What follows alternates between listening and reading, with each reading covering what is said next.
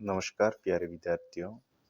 अभी तक अपने सरल मापनी के बारे में पढ़ा था। आज अपन तुलनात्मक मापनी के बारे में पढ़ेंगे। तुलनात्मक मापनी में आपको भी ध्यान है कि हमेशा मैट्रिक पद्धति तथा ब्रिटिश पद्धति की तुलना करके एक ही आरेख पर मापनियाँ बनाई जाती हैं, जिससे अपने को पता लग जाता है कि ब्रिटिश पद्धति में किस प्रकार बनेगी मापनी और मैट्रिक पद्धति में किस प्रकार की बनेगी मापनी। दूसरे नंबर पर आप देखोगे तुलनात्मक मापनी भी 3 प्रकार की होती हैं। समय की तुलनात्मक मापनी, परिक्रमण तुलनात्मक मापनी होती है और विभिन्न आरेख की तुलनात्मक मापनी होती है। सबसे पहले अपन विभिन्न आरेख वाली तुलनात्मक मापनी का अध्ययन करेंगे। अभी प्रश्न आपको दे रखा है आरएफ 1 अनुपात 1,50,000 निरूपक भिन्न पर एक तुलनात्मक मापनी की रचना कीजिए, जिसमें मील तथा किलोमीटर में दूरियां पढ़ी जा सके। तो इसका मतलब मील ब्रिटिश पद्धति का है और किलोमीटर मैट्रिक पद्धति का है। सबसे पहले अपन मैट्रिक पद्धति से इसका हल देखते हैं। अब अपने को ध्यान है कि अपने पहले भी पढ़ा था कि जो आरएफ होता है वो जो उसकी दोनों इकाई होती है वो सेम होती है, क्योंकि प्रदर्शक भिन्न जो मापनी को प्रदर्शित करने की विधि है तो उसमें दोनों इकाई सेम होगी। तो 1 सेंटीमीटर बराबर 1,50,000 सेंटीमीटर। 1 सेंटीमीटर ये आपको ही ध्यान है कि आरएफ होता है वो 1 बटा जो भी संख्या होती है ऊपर वाला अंश होता है वो हमेशा मानचित्र की दूरी को प्रदर्शित करता है और हर धरातल की दूरी को।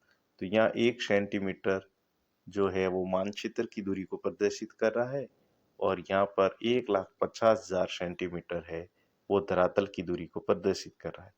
अब अपने को कहा गया है प्रश्न में कि दूरियां किलोमीटर में पढ़ी जाएगी, तो इस राशि को अपन सबसे पहले किलोमीटर में बदलते हैं। धरातल की जो राशि होती है उसको किलोमीटर में बदलते हैं। तो हमेशा अपने हम जानते हैं कि 1 किलोमीटर में 1,00,000 सेंटीमीटर होते हैं।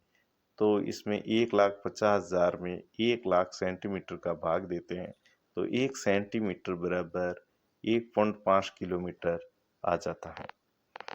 अब अगर अपन 15 सेंटीमीटर की मापनी बनाते हैं तो 15 देखिए 1 सेंटीमीटर 1.5 किलोमीटर को प्रदर्शित कर रहा है, तो 15 सेंटीमीटर कितने को करेगी, तो 15 इंटू 1.5 अपन कर देंगे तो अपने पास में जो मान आएगा 15 सेंटीमीटर बराबर 22.5 किलोमीटर। अब जब भी आप ये दिमाग में रखिए, जो भी अपन प्रदर्शित करेंगे वो हमेशा मान पूर्णांक में होना चाहिए। क्या होना चाहिए? पूर्णांक में। तो पूर्णांक में करने के लिए हमेशा देखिए 22.5 के निकटतम शून्य अंत मान कौन सा है? 20। तो 20 अपने मान लेते हैं कि 20 किलोमीटर। देखिए 15 सेंटीमीटर के द्वारा 22.5 किलोमीटर प्रदर्शित किया जा रहा है, तो 20 किलोमीटर को प्रदर्शित करने के लिए अपने को कितनी लंबाई की आवश्यकता होगी ये सेंटीमीटर में।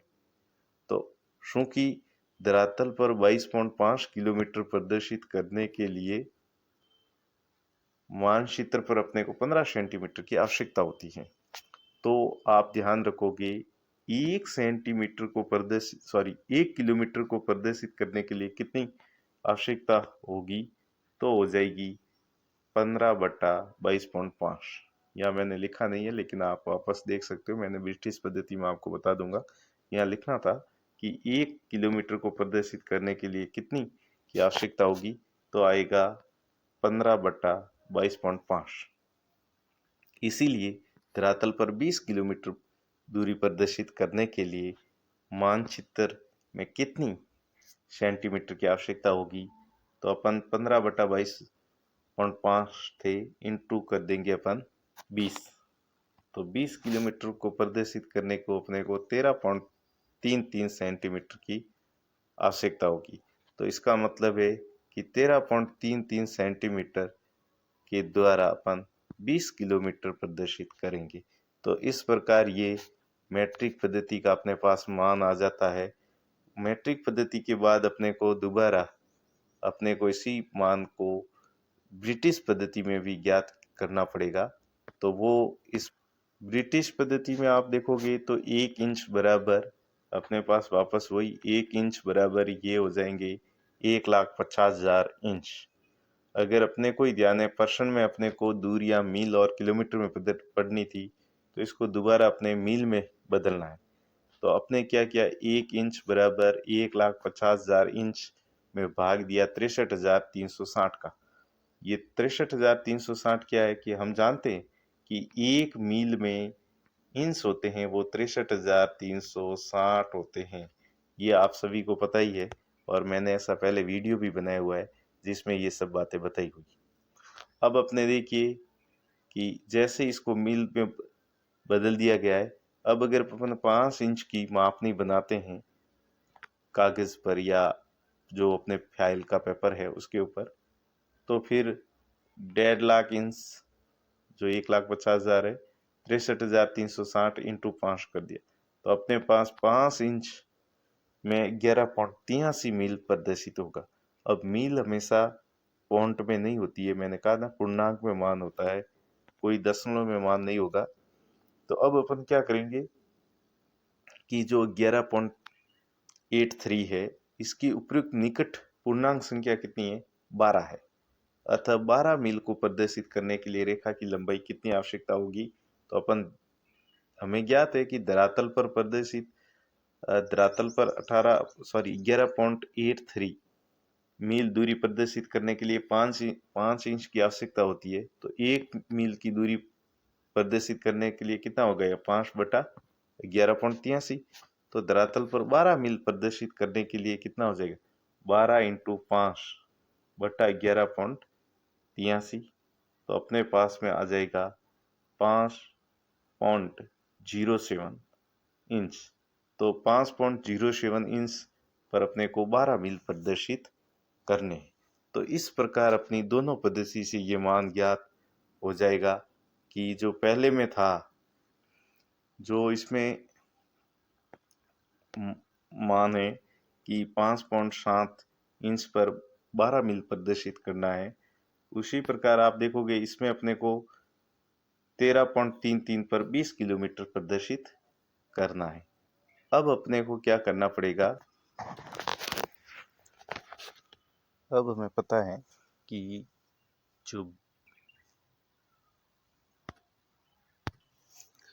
तो अब हम क्या करेंगे कि सबसे पहले अपने पास में आपको ही ध्यान है कि ब्रिटिश पद्धति में 5.7 इंच में 12 मील प्रदर्शित करना है। तो सबसे पहले अपन क्या करेंगे, 7.5 इंच की एक लाइन खींचेंगे और इसके बराबर 4 भाग करेंगे। कितने भाग करेंगे, 4 भाग।